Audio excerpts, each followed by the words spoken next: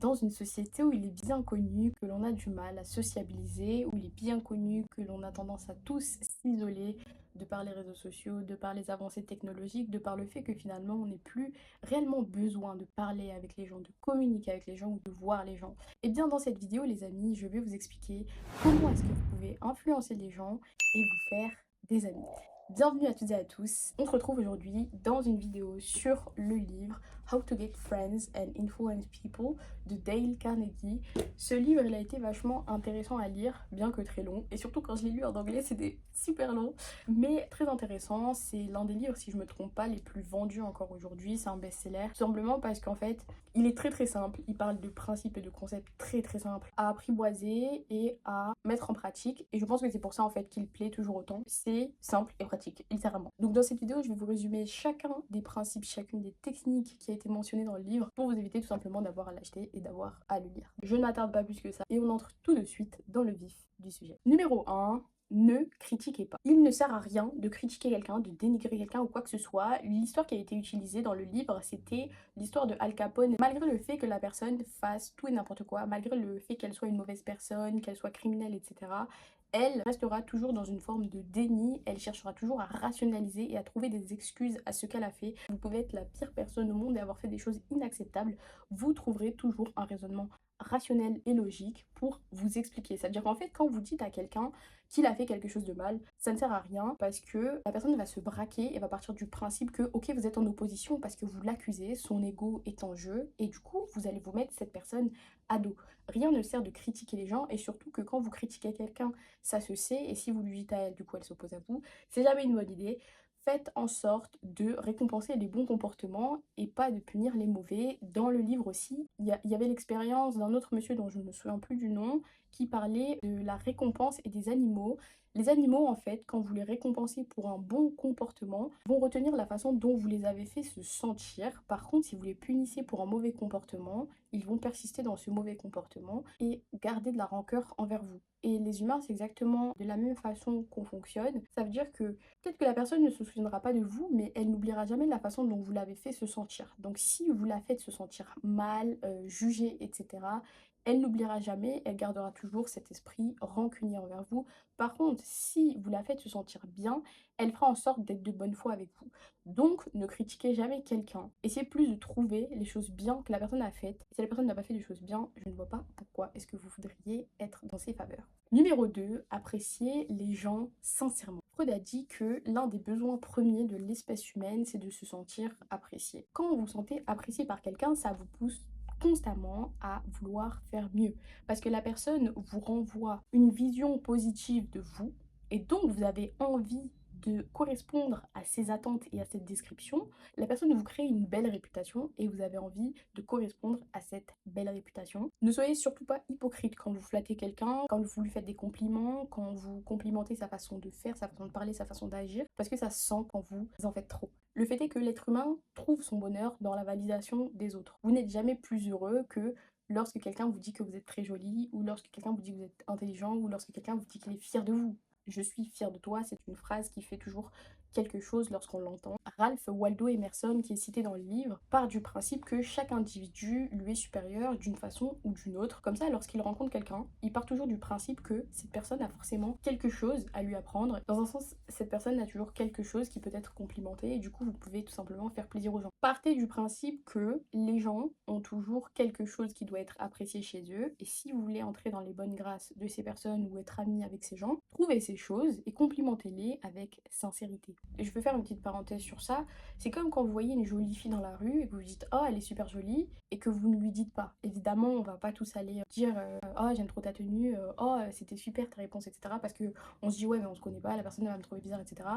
Et justement, ce deuxième principe, c'est plutôt dans le délire de si, allez voir la personne et dites-lui que c'était super parce que vous ne savez pas ce qui peut arriver après juste ce compliment. Vous savez pas si dans un avenir proche, la personne ne va pas vous être utile, vous ne savez pas si cette personne, vous n'allez pas la rencontrer à un autre moment qui va être propice en fait à créer une amitié, etc., etc. Vous ne savez jamais ce qui peut arriver. Si vous voulez vous faire des amis, c'est vraiment la meilleure façon d'aborder quelqu'un. Allez complimenter quelque chose qui mérite d'être complimenté, tout simplement. Numéro 3, créer l'envie et l'attention chez les gens en parlant parlant de ce qui les intéresse, donc de leur centre d'intérêt. Le fait est que on est tous super égocentriques et avec les réseaux sociaux, ça n'aide pas.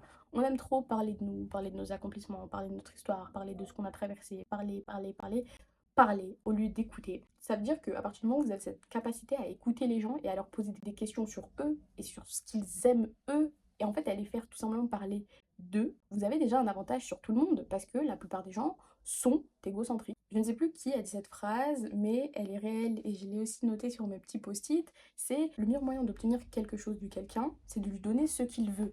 C'est-à-dire que par exemple, si vous voulez demander une faveur à quelqu'un ou vous voulez être ami avec quelqu'un, bah, le meilleur moyen d'avoir ça, d'être dans ses bonnes grâces et d'avoir son appréciation, c'est vous-même de faire preuve d'intérêt envers cette personne, preuve d'écoute envers cette personne, et la personne réciproquement, elle vous le rendra tout simplement. Si vous l'écoutez sincèrement, que vous intéressez réellement à elle, la personne vous rendra tout cet intérêt, se dira et toi alors c'est comment nanana, ah super ton projet nanana, parce que tout simplement pendant une heure vous l'avez écouté parler etc. Et c'est comme ça pour moi qu'on forge de vraies amitiés au final, parce que quand tu prends le temps de t'intéresser à la personne. Il faut avoir vraiment du temps à perdre pour s'intéresser hypocritement aussi longtemps à quelqu'un. Alors que quand tu prends réellement le temps de t'intéresser à quelqu'un, tu commences en fait à apprécier le fait de t'intéresser à la personne et tu commences à apprécier la personne. Et pour moi, c'est vraiment comme ça que les grandes amitiés démarrent, quand ça part d'un intérêt sincère. Du coup, le point numéro 4, c'est intéressez-vous aux gens. Faut toujours faire en sorte en fait que les gens vous parlent d'eux. Enfin personnellement, moi c'est quelque chose que je me dis et que je me suis dit avant même d'avoir lu ce livre, c'est tout simplement que je parle beaucoup de moi et j'aime beaucoup parler de moi. Alors imaginez si je fais en sorte que les gens me parlent d'eux-mêmes. Dans le livre, c'est un exemple avec un botaniste où l'auteur parle du coup avec ce botaniste et le botaniste pendant des heures lui parle de ses plantes, etc., etc. À la fin de la conversation qui a duré des heures, le botaniste regarde l'auteur et lui dit: vous êtes le meilleur conversationnaliste que j'ai pu rencontrer. Donc en gros, le botaniste a eu la meilleure conversation de sa vie avec l'auteur. Et pourtant, l'auteur n'a pas parlé une seule fois pendant la conversation. C'est le botaniste qui, pendant des heures, a parlé de ses plantes. Et c'est pour ça que je vous dis, le meilleur moyen de faire en sorte que les gens vous aiment, c'est tout simplement de les écouter parler d'eux. Et c'est pas forcément mauvais. Vous leur manifestez juste le fait que leur personne vous intéresse et forcément qu'ils aimeront en fait être avec vous parce qu'ils se sentiront écoutés, ils se sentiront appréciés et validés. Comme a dit Freud, le but de l'être humain en soi, c'est de se sentir reconnu. Cinquième principe, souriez. C'est une chose malheureusement qui reste dans ma tête mais que je ne fais pas parce que le peu de fois où je l'ai fait, je me suis pris des vents qui sont monumentaux. Genre vraiment, je me rappelle la dernière fois j'étais dans la rue et il y avait une dame et je me dis ok c'est le moment de sourire. Je lui souris et la dame me fait... J'étais là en mode... Genre, c'était... Et le fait est que quand quelqu'un vous sourit, vous êtes content. Même si vous n'avez pas eu le temps de sourire en retour ou que vous étiez timide, donc vous êtes dit mais pourquoi la personne n'a pas souri, non, elle m'a pas souri, etc. Le fait est que quand quelqu'un vous sourit, vous êtes super heureux et en fait ça fait la même chose du coup quand vous souriez à quelqu'un. Vous ne savez pas, vous ne savez jamais. Et ça, faut vraiment que j'apprenne à le faire, je le sais, parce que mon visage il est un petit peu serré. Donc c'est peut-être quelque chose qu'on devrait tous commencer à faire. Numéro 6, retenez le prénom des gens. C'est extrêmement important le fait de retenir le prénom des gens parce que quand vous parlez avec quelqu'un qui vous dit son prénom est compliqué ou alors que juste vous l'avez oublié, une fois que vous revoyez la personne et que vous lui redemandez son prénom ou que vous galérez à dire son prénom, vous lui dites oh je suis désolée, je retiens pas bien les prénoms, etc., la personne va se dire ok cette meuf ou ce gars n'en a vraiment rien à faire de moi. Et si vous voulez vous faire pote avec la personne, c'est vraiment une mauvaise première impression. Donc tout simplement, ce que vous pouvez faire, en tout cas c'est l'auteur qui donne tips, quand quelqu'un vous donne son prénom, demandez vraiment à la personne de vous le répéter pour être sûr de la prononciation, etc. Ou alors faites en sorte d'associer une image au prénom ou alors une idée au prénom pour le retenir quand vous revoyez la personne. Et pendant la conversation avec cette même personne, faites en sorte de répéter plusieurs fois son prénom, comme ça votre cerveau va associer son prénom très rapidement à sa tête et vous aurez moins de chances de l'oublier. Mais c'est vraiment important parce que dans le livre, il dit que de toute façon, le prénom d'une personne est le son le plus doux aux oreilles de cette même personne. Donc, numéro 7, qui rejoint finalement tous les autres, c'est soyez à l'écoute. C'est extrêmement important d'écouter les gens, comme je vous l'ai dit, qui n'aiment pas se sentir écoutés, qui n'aiment pas recevoir des réponses, qui n'aiment pas genre, être posés, et vraiment voir que la personne en face s'intéresse à notre récit. Qui n'aime pas? L'auteur, il a une expression, mais après j'ai l'expression en anglais, mais en français elle veut pas dire, ça renvoie pas la même chose. L'expression c'est mettez du cœur dans vos approbations et soyez somptueux dans vos louanges, donc be hearty in your approbation and be lavish in your praises. En français c'est pas super, mais en gros l'idée ça serait de mettre énormément de cœur dans votre validation et dans le fait de prouver à la personne qu'elle est importante. Et vraiment ne vous gênez pas, soyez généreux dans les compliments. On peut résumer ces 7 points au faites en sorte que les gens se sentent importants lorsqu'ils sont avec vous et ces gens resteront toujours à vos côtés parce que vous serez dans le fond la chose, la personne qui le fera se sentir le plus reconnu. Numéro 8, évitez le conflit. Comme je vous l'ai illustré avec le premier point, ne critiquez pas, il faut vraiment pas que vous soyez en opposition avec quelqu'un, surtout si la personne en soi, vous ne la détestez pas ou que vous n'avez vraiment pas envie d'être en mauvais terme avec. Lorsqu'il y a une opposition et que vous n'êtes pas du même avis que quelqu'un, l'auteur conseille tout simplement de trouver les points sur lesquels vous êtes d'accord. Par exemple, si mon ami et moi, on n'est pas d'accord sur le fait que l'éducation nationale fait du mauvais travail. Pour moi, l'éducation nationale fait du mauvais travail et pour elle, au contraire, l'éducation nationale française est excellente. Mais je veux pas qu'il y ait une friction parce que ça fait pas longtemps qu'on est copines et que j'aime beaucoup cette fille, mais je vois que ça lui tient à cœur. Je vais lui dire, je suis d'accord, la France est un très bon pays, peut-être que les gouvernements sont bien, peut-être que nous sommes avancés, peut-être que nous sommes privilégiés et peut-être que nous ne sommes pas les plus à plaindre. Je trouve que l'enseignement au niveau historique est plutôt pas mal, par contre, l'enseignement des langues, j'apprécie pas trop, etc. En fait, vous essayez de tempérer et de prouver qu'il y a des points où vous êtes bel et bien d'accord. Et là, je prends l'éducation nationale pour les points sur lesquels on est d'accord, mais on pourrait prendre autre chose. Par exemple, tu préfères aller en vacances au soleil, au ski, ah moi aussi au soleil et tout, nanana. Pour en fait poser des bases où vous êtes d'accord, vous êtes déjà dans le même camp, parce que l'être humain il a tendance à faire le eux contre le nous. Si tu arrives à prouver à la personne que le nous c'est nous deux, peu importe l'opposition qu'il y aura, c'est comme dans les grandes amitiés ou dans les familles, peu importe l'opposition, vous savez que vous êtes dans le même camp et que vous pouvez ne pas être d'accord. Numéro 9, si vous avez tort, vous l'avouez. Ça aussi, c'est un principe de bonne foi. Quand vous avez tort et que vous en rendez compte, malheureusement, la plupart des gens ont tendance à rester à rester butés dans leur idée, alors que tout simplement, ce que vous pourriez faire, c'est dire ah oui, c'est vrai, je suis désolée, vraiment, je sais pas ce qui m'a pris, j'étais persuadée que nanana, mais d'accord et tout. Parce qu'en fait, la personne, si vous avez tort et que la personne se rend compte que vous avez tort, elle va tout faire pour avoir raison et se sentir importante du fait qu'elle a raison parce qu'elle sait que vous avez tort. Par contre, si vous vous excusez d'avance et que vous dites oui, c'est vrai, j'ai tort, le pouvoir et l'importance va être renvoyé sur le fait qu'elle vous pardonne. Ça veut dire que soit je reste en opposition et je dis non, non, non, j'ai raison, et la personne, elle va vouloir prouver qu'elle a raison parce qu'elle sait qu'elle a raison, et du coup là, elle va se sentir importante. Soit je dis ok, non, c'est vrai que j'ai peut-être un peu abusé, c'est pas vrai, tout, non, non. La personne, là, elle va se sentir importante avec le fait de pouvoir dire ok, t'inquiète, excusez, je comprends. Voilà, c'est un petit peu une preuve de bonne foi dans les deux sens. Numéro 10, laissez les gens s'exprimer. Quand vous êtes dans un conflit avec quelqu'un, des fois en fait ça sert juste à rien de persister et de vouloir prouver que vous avez raison, etc.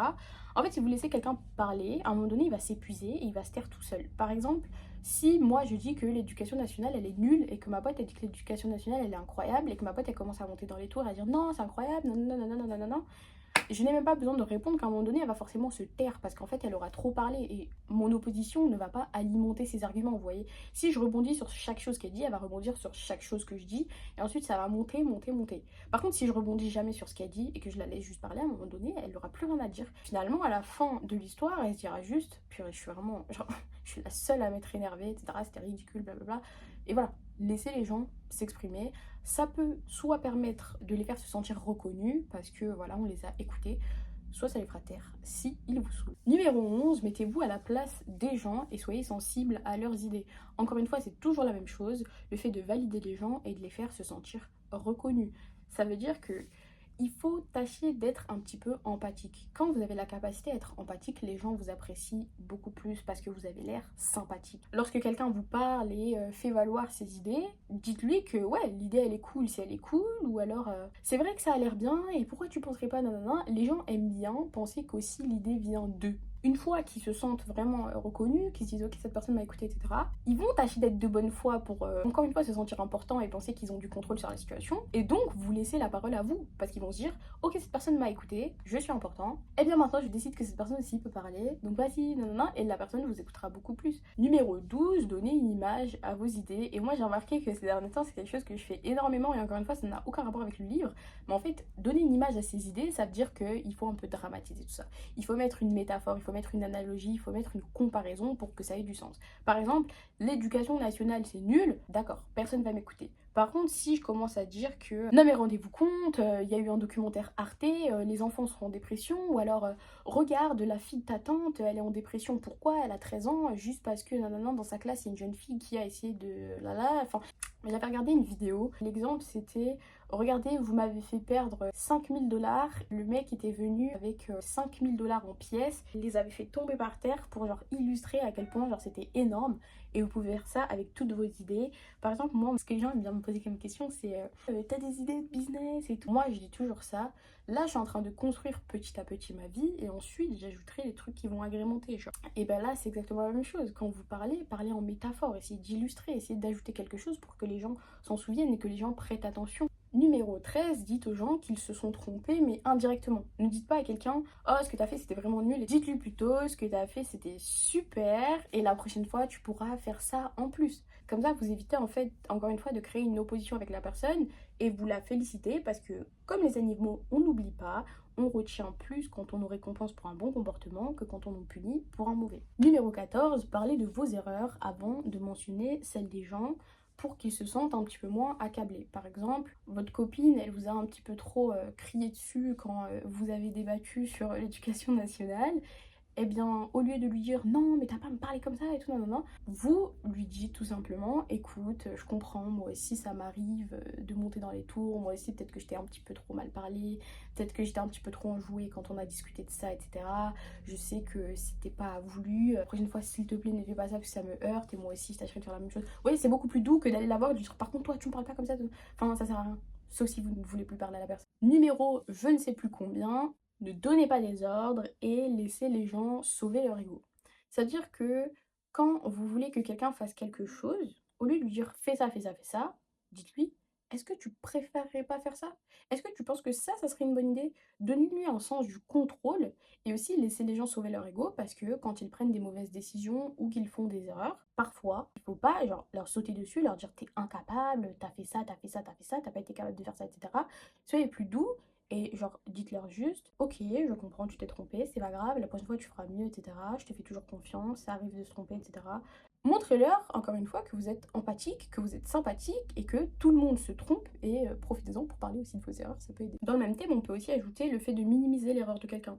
C'est-à-dire qu'il faut redonner espoir à la personne. Faut pas lui faire croire qu'elle est nulle. Et en fait, il faut jamais heurter l'ego de quelqu'un si vous voulez rester en bon terme avec cette personne. Le dernier concept, c'est féliciter les gens. Mais encore une fois, tous ces concepts, quand vous réfléchissez bien, ils se rejoignent tous les uns les autres. Dites aux gens lorsqu'ils font bien. Dites aux gens lorsqu'il y a quelque chose à apprécier. Quand ils se trompent, parlez quand même des choses qu'ils ont bien faites et dites-leur que peut-être qu'ils auraient pu changer ça, peut-être que la prochaine fois ils pourraient faire ça, mais faites-leur comprendre qu'il y a une prochaine fois, faites-leur comprendre que ce n'est pas la fin du monde, ne critiquez pas les gens. En fait, il faut toujours se mettre à la place de la personne et une fois que vous vous mettez à la place de la personne, tout d'un coup vous arrivez à être très très sympathique et les gens ne peuvent pas vous détester si vous êtes toujours gentil avec eux, quoi qu'ils fassent. Si vous préservez leur ego et si vous les faites se sentir bien, validés et reconnus. Donc voilà, c'était tout pour cette vidéo. J'espère qu'elle vous aura plu, j'espère qu'elle vous aura aidé. Après, c'est des choses qu'on met un peu de temps quand même à mettre en application, particulièrement le sourire. Moi, c'est quelque chose que j'oublierai pas. J'espère que ça vous aura plu. Je vous fais d'énormes bisous, prenez bien soin de vous et on se revoit très rapidement pour une autre vidéo.